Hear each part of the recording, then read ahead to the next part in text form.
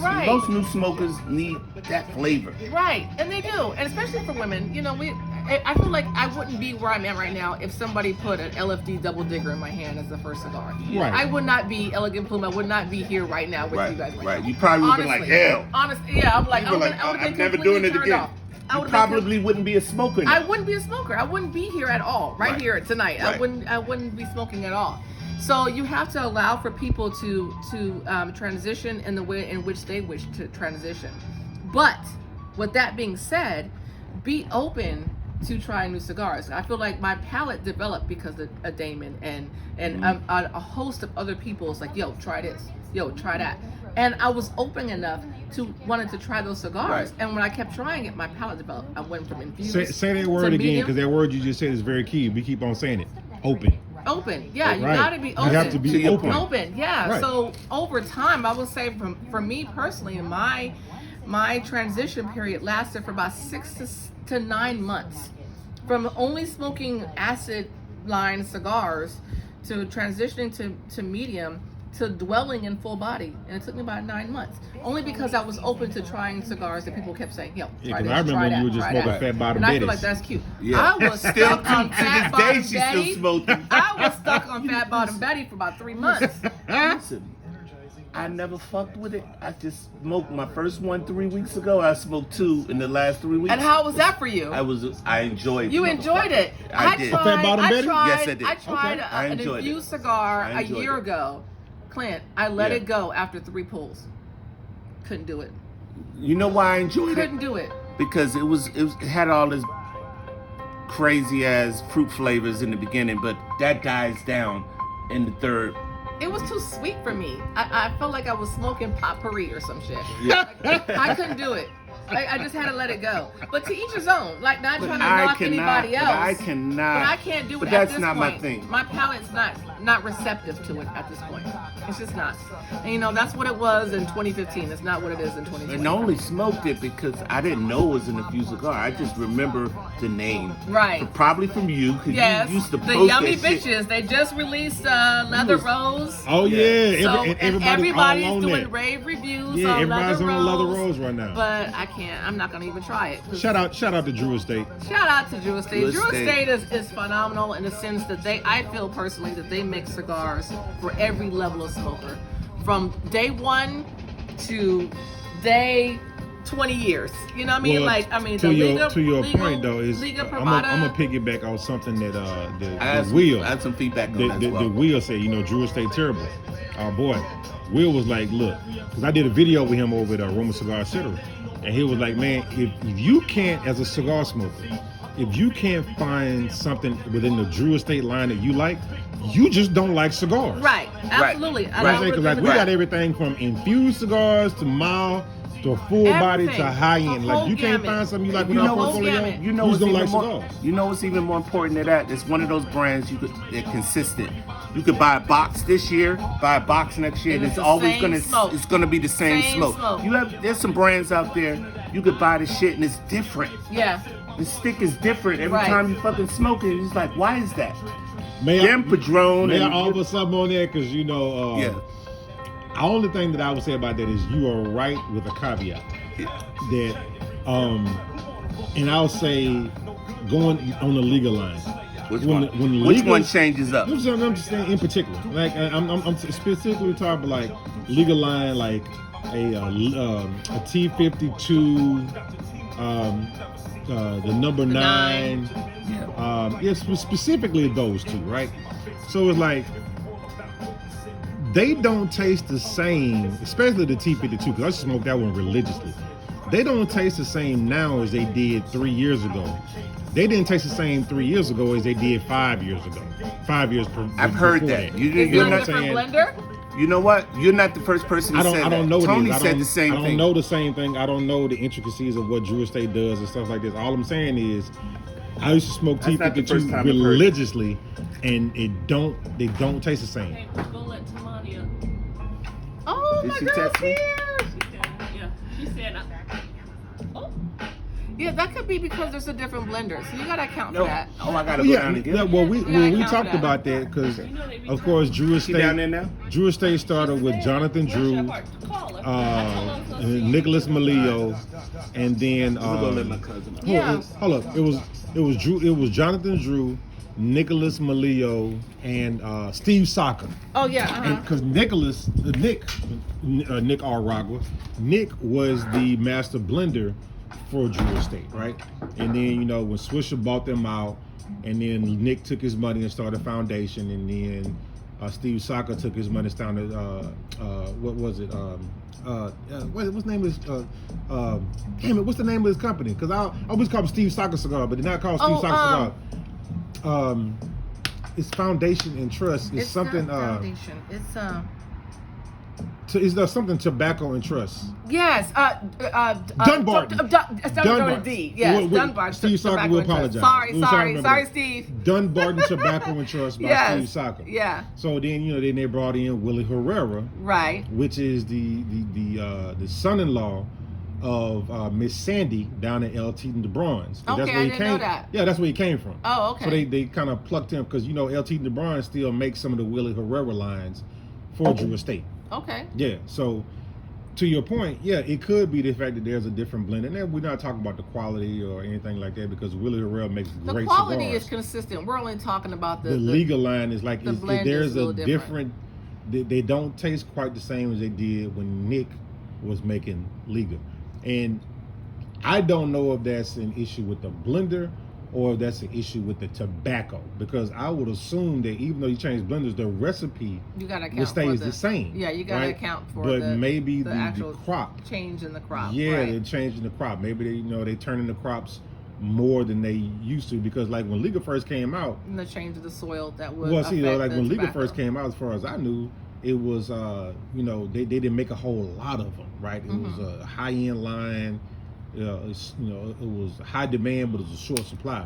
But I think that when they started trying to, help supply meet demand, then the flavor of the tobacco started to change. I'm not saying the quality of the cigar was in your list. It's still a great quality cigar. I'm just saying that the flavor of tobacco changed.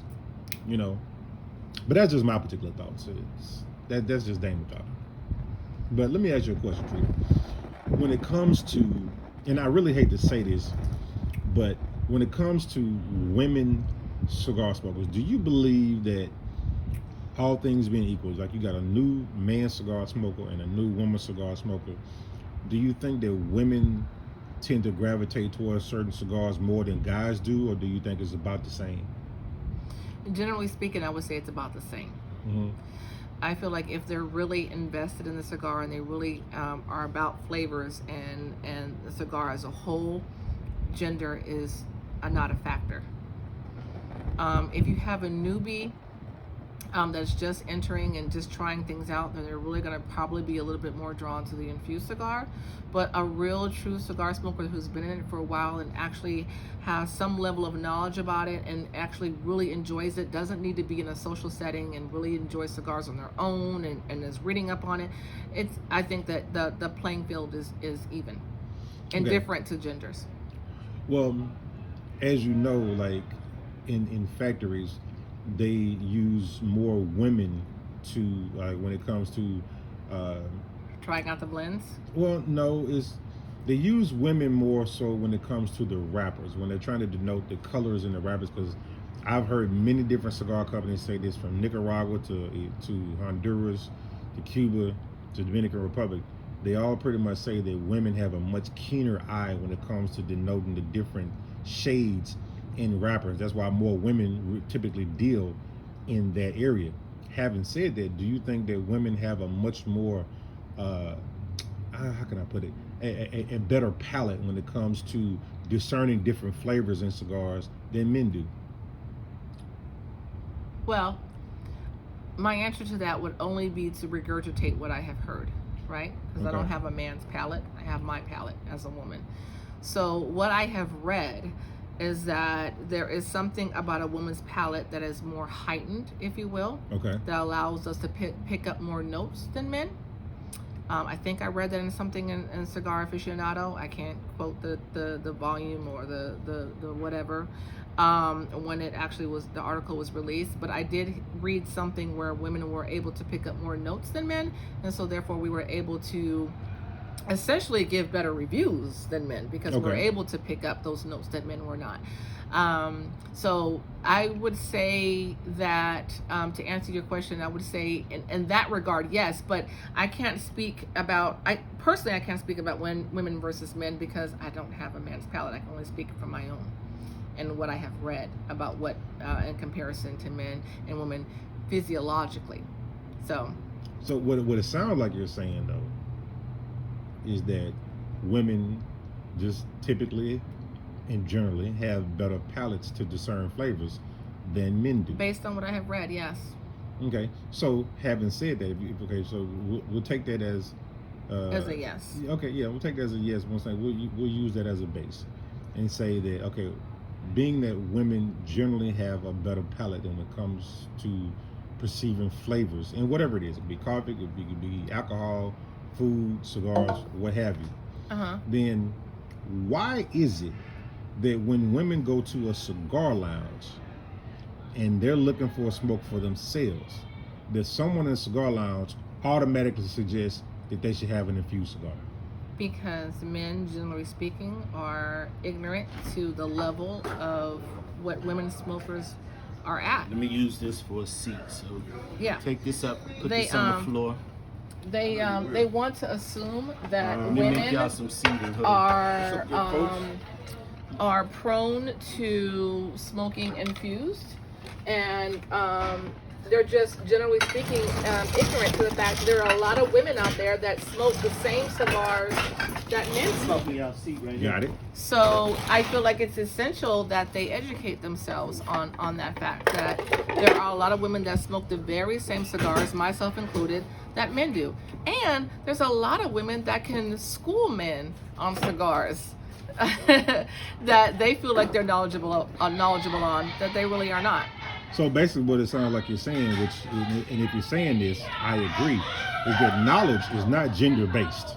It's not. Right? Knowledge is not gender-based. Just because cigars typically are a boys' club type of thing, and even though there are a lot more women smoking cigars now than there probably have been in the past 10, 20 years, sorry about that, knowledge is not gender-based. Women can teach men just as much as a man can teach a woman, because it's, as I say, it's not gender-based. It's about your interests, it's about right? your experiences. Your experience and your interests, because there's a lot of people who will start smoking cigars and purposely choose to not dwell on the different blends, the different wrappers, the different color of the wrappers, the different manufacturers.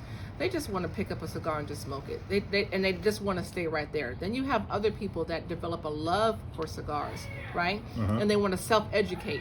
Now they're listening to podcasts, they're reading publications, right. They're having conversations with people in the lounge, not talking about sports or their family or any other things. They're talking about cigars. They want to know more. They're hungry now, right? They want to know as much as they can about cigars. They're trying to feed their thirst for their knowledge about this thing that they have now drawn a love for. So when you have people that are in that element where they're trying to feed themselves, now their education level has increased 2, 3, 4 times fold, and it's indifferent to their gender. Doesn't matter if you have breasts or not. It's the fact that you have now developed a passion and a love for cigars. It's not even about gender. So it's for a woman to be in that element, right, where they are now in that element in which I just described, and they go into a cigar lounge and they go into the humidor, and now they're trying to figure out what they want to smoke for the evening, and they have an attendant come in there and they hand them a Fat Bottom Betty. No shade to anybody smoking infused cigars. You know, it's like, why can't I enjoy a LFD Double Digger or Ashton VSD? Like, why are you automatically putting me to the section where all the infused cigars is? It's kind of a little bit of a shade to us. Because you want to assume that because we're a woman. Non-infused Connecticut cigar. Right. Maybe you start you off with a mild cigar, but it's not infused. And that's okay too. Okay, so you want to allow people to dwell in the level that they're at, but what we just previously spoke on, be open to trying other cigars So to develop your palate. So you mentioned about having breasts or not. What about flat-chested women? Do flat-chested women have any? Do flat-chested women have a different preference of cigars than women who have breasts? So clearly, Damon is behind the camera, and not my buddy Clint. Clearly, Damon is. Right. Because that's the only motherfucker that would ask a question like that. Right.